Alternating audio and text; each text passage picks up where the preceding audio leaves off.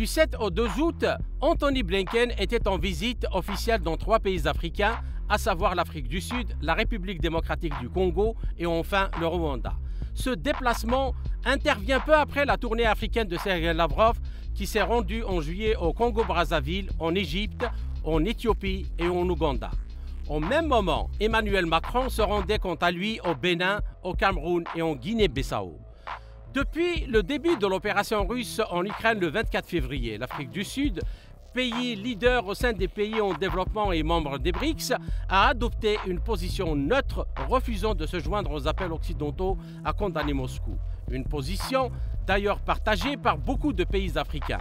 De plus, l'Afrique du Sud est également avec l'Algérie un farouche opposant à la politique d'apartheid d'Israël en Palestine et se bat pour que Tel Aviv n'obtienne pas son statut d'observateur au sein de l'Union africaine. Comment analyser les enjeux et les objectifs de cette visite dans ces 3 pays africains? Cette tournée de Blinken vise-t-elle à contrecarrer l'influence diplomatique grandissante de la Russie en Afrique? Réponse avec le chercheur algérien en relations internationales, Ahmed Kateb.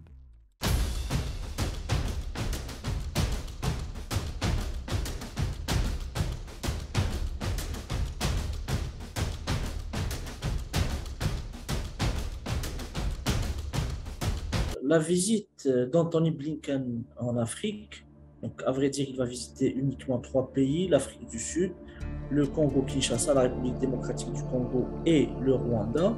C'est une visite qui s'inscrit dans un ballet diplomatique, si on peut qualifier ça ainsi. Après donc la visite du président français Emmanuel Macron en plusieurs pays africains et après la tournée du chef de la diplomatie russe, Sergei Lavrov, dans plusieurs pays africains notamment, et surtout à Addis Abeba, siège de l'Union africaine. Maintenant, pour répondre directement à votre question, l'Afrique devient un enjeu majeur pour les superpuissances économiques et militaires. Pourquoi? Parce qu'elle a été très longtemps en marge de la mondialisation, en marge des relations internationales, mais en même temps, elle recèle de véritables potentialités énergétiques, stratégiques, qui font d'elle un partenaire de premier choix, de premier plan, pour toute puissance qui entend devenir justement une puissance dominante dans le monde. On voit la perte de vitesse des puissances coloniales, France, Grande-Bretagne surtout.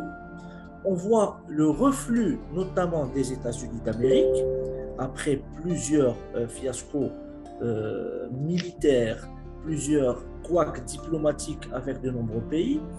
Aujourd'hui, de nouveaux acteurs arrivent, la Russie, surtout la Chine, l'Inde, la Turquie, le Brésil. Donc l'Afrique devient un terrain propice à toutes les rivalités qui font d'elle un continent convoité. Les Européens, les Occidentaux, l'Occident, disons anglo-saxon atlantiste, reste toujours dans une optique, dans une vision colonialiste, sinon néocoloniale, qui prend de très haut les Africains. On prétend être des donneurs de leçons. On a vu avec la dernière visite du président français Macron. On se souvient tous du discours de Dakar de l'ancien président français Nicolas Sarkozy. L'homme africain n'est pas encore rentré dans l'histoire. Donc on voit tout ce mépris culturel, tout ce mépris anthropologique qu'a l'Occident envers les Africains. Maintenant, avec une nouvelle donne géostratégique, après le 24 février 2022, l'opération spéciale russe en Ukraine, on a vu que beaucoup de pays africains n'ont pas condamné ce que les Occidentaux qualifient d'agression, qualifient d'attaque russe contre l'Ukraine.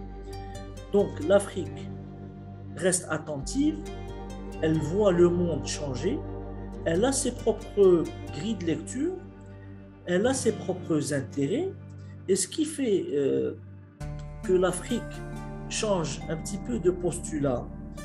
On a vu des pays comme l'Algérie, le Mali, le Sénégal, l'Afrique du Sud, le Rwanda,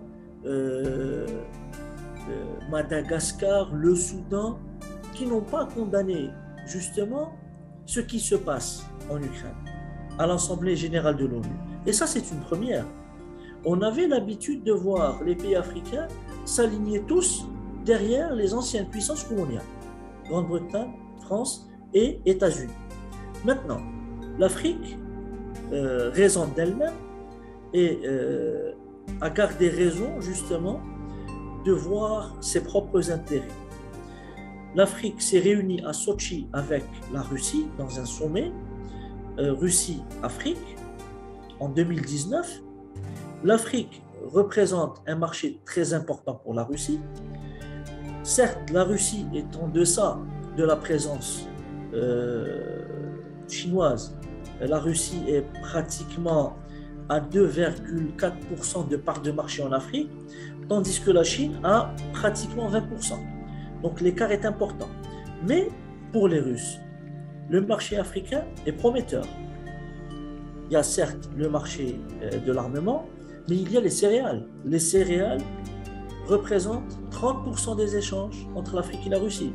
Il y a également l'énergie, les matières premières énergétiques, qui représentent près de 20%. Ce sont des parts de marché importantes. La coopération entre la Russie et l'Afrique est une coopération en voie de raffermissement, en voie d'approfondissement. Les Africains regardent du côté de Moscou. Pour les analystes, la présence russe en République centrafricaine, au Mali, sont des indicateurs du refus des anciennes colonies françaises d'une forme de protectorat néocolonial qui ne dit pas son nom.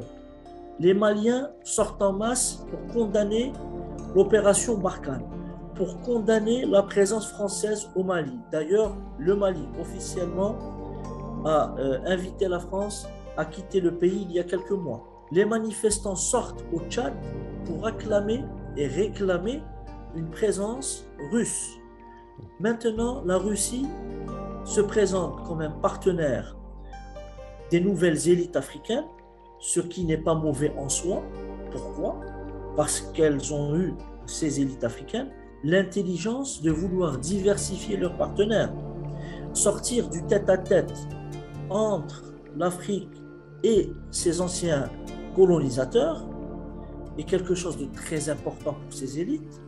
S'ouvrir vers la Russie, vers la Chine, vers l'Inde, vers le Brésil, vers la Turquie. Il faut voir les choses dans leur globalité pour comprendre qu'aujourd'hui, la visite de Blinken dans ces trois pays africains vient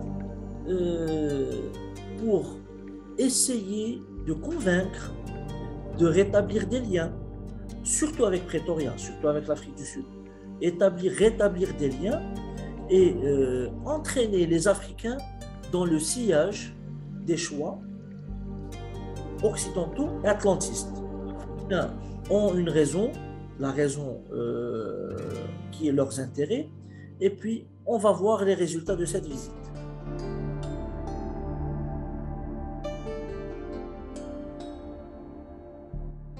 Les anciennes puissances coloniales.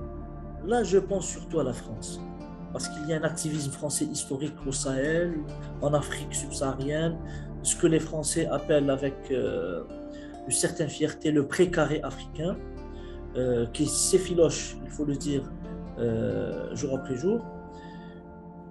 Les élites africaines ont dit aux Français, pratiquement 60 ans après les indépendances, on n'a rien gagné, sinon la famine, la pauvreté et la guerre.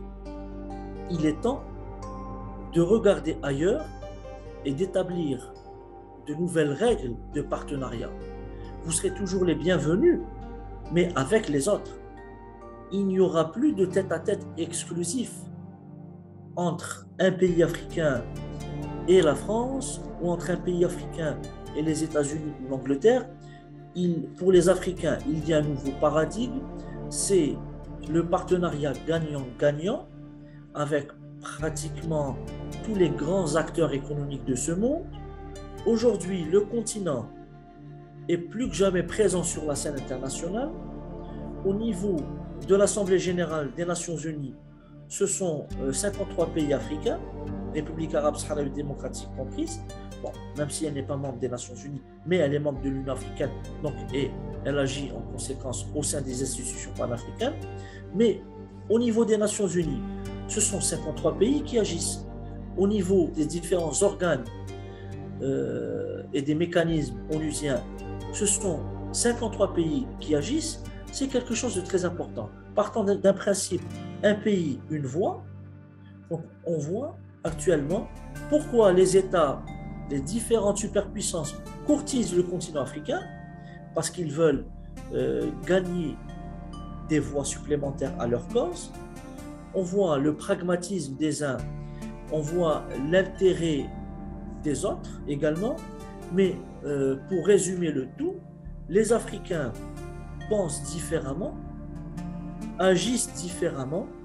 On se rappelle de la visite du président en exercice de l'Union africaine, Macky Sall, le Sénégalais Macky Sall, à Moscou, et la cause des pays africains concernant l'alimentation céréale, la fin de l'embargo contre la Russie pour exporter ces céréales en direction de l'Afrique. Sinon, ça sera une catastrophe humanitaire et alimentaire africaine, mais pas que, parce qu'elle est mondiale, elle sera mondiale.